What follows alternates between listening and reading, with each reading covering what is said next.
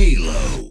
What's up guys, it's Austin and welcome back to Ultimate Halo. Now today we're going to be doing another lore session, and this one is over the infamous Jul Mdama.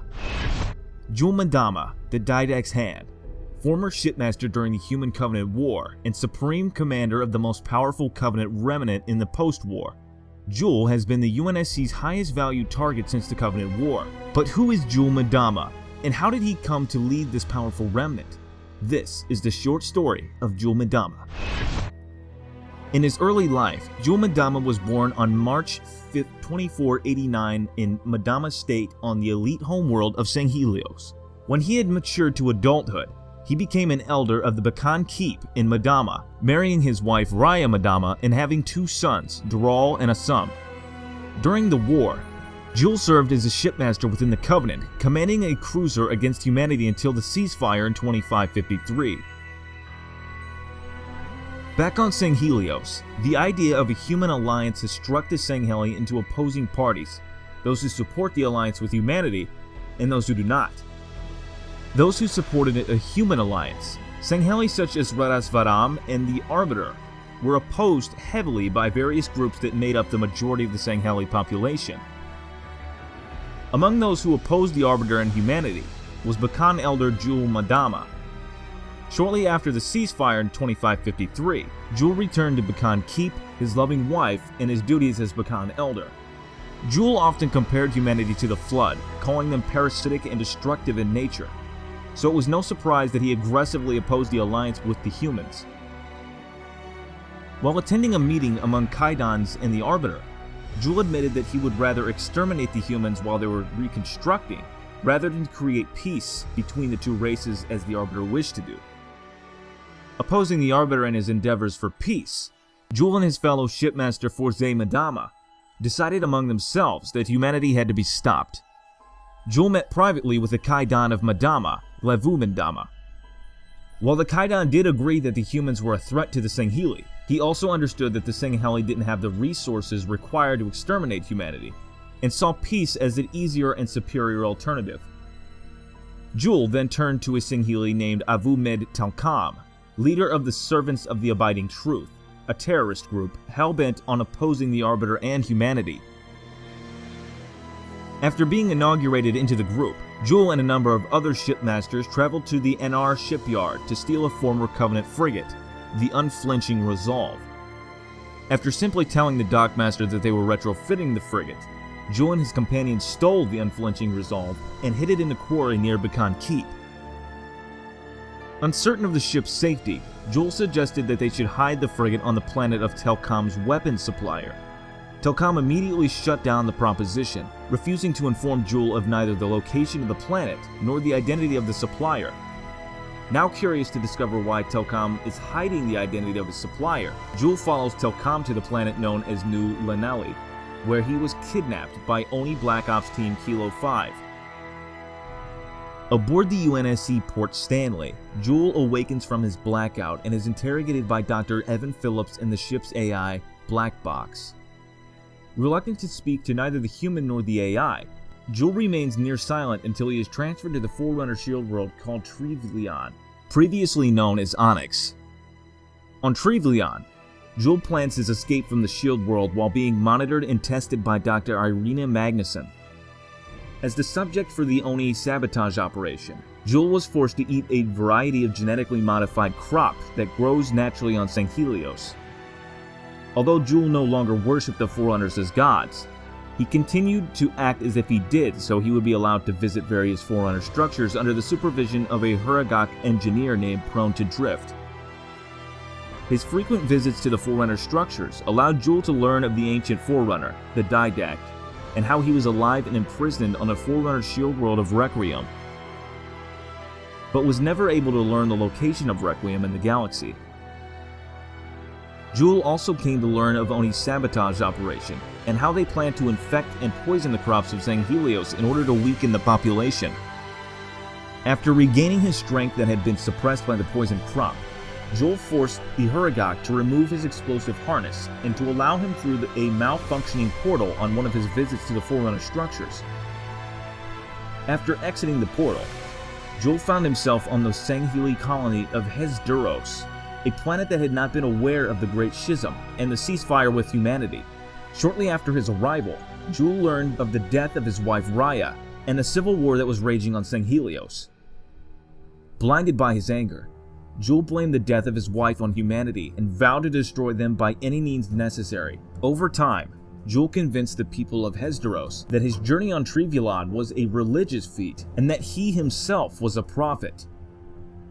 Jul then discovered the coordinates set in a forerunner structure on Hesderos and embarked to the coordinates with his newly acquired fleet of disciples. The set of coordinates led Jul and his fleet to the forerunner planet named Requiem. Despite their best efforts, Jul and his fleet were never able to enter the planet.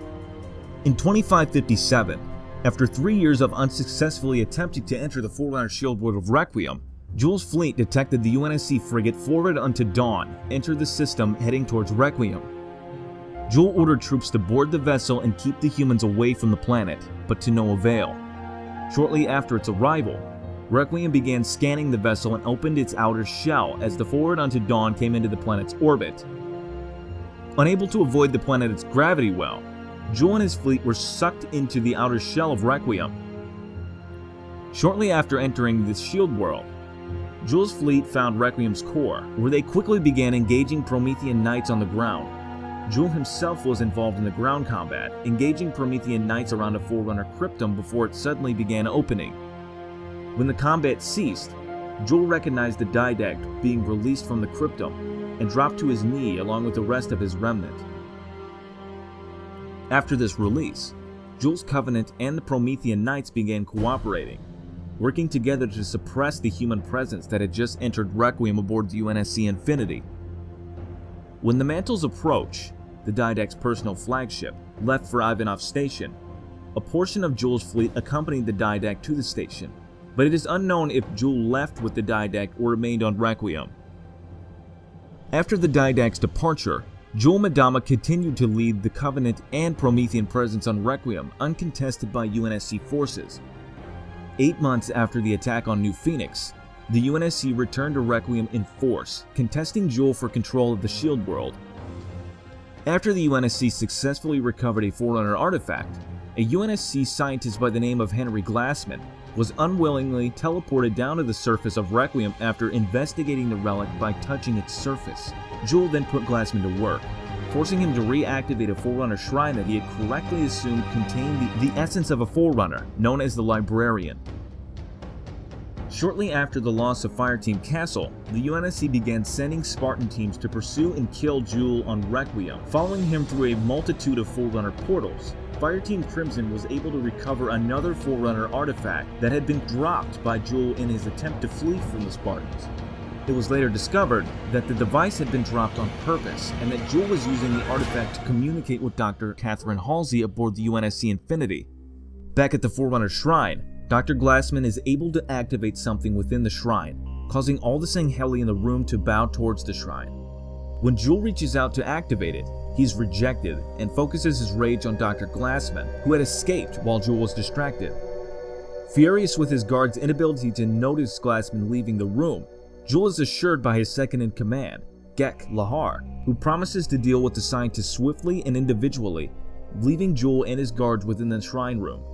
Unwilling to recapture Glassman, Jul contacts Dr. Halsey aboard the UNSC Infinity and learns that she is willing to help him open the shrine and make contact with the Librarian. After their conversation comes to a sudden end, Jul orders both Covenant and Promethean forces to board the Infinity and retrieve Dr. Halsey.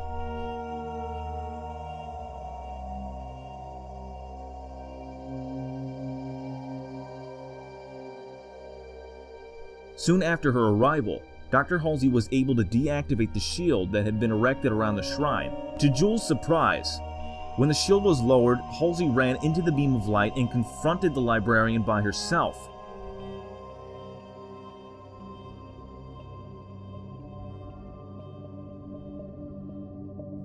When Halsey was ejected from the shrine, Jul caught her in his arms and removed one half of the Janus key from her possession, believing that the piece was the whole relic. Again to his surprise, Fireteam Majestic infiltrated the shrine room and began executing Jul's forces. Jul then summoned Promethean Knights to protect him and Dr. Halsey as they escaped from the shrine room. Amidst the combat, Jul witnessed as Halsey threw the other half of the key to Spartan Gabriel Thorne just before she was shot in the arm by Commander Sarah Palmer. What a bitch. Following this, Jul sent Requiem on a collision course with the Requiem's sun, announcing that anyone who remained behind would die with the planet. Shortly after the destruction of Requiem, Jul learned of the Janus Key's purpose and threatened to murder Halsey for giving the UNSC the other half of the key. Reluctantly, Jul asked Halsey what she wanted for her compliance in retrieving the other half of the key, to which she simply replied, "That's easy, Jul." I hope you guys enjoyed this video. Be sure to check out our channel for all of our other awesome content and make sure you subscribe. I'll see you next time, guys, and as Wang Time would say, safe. Ultimate Halo. Subscribe now for more unfriggin' believable Halo content.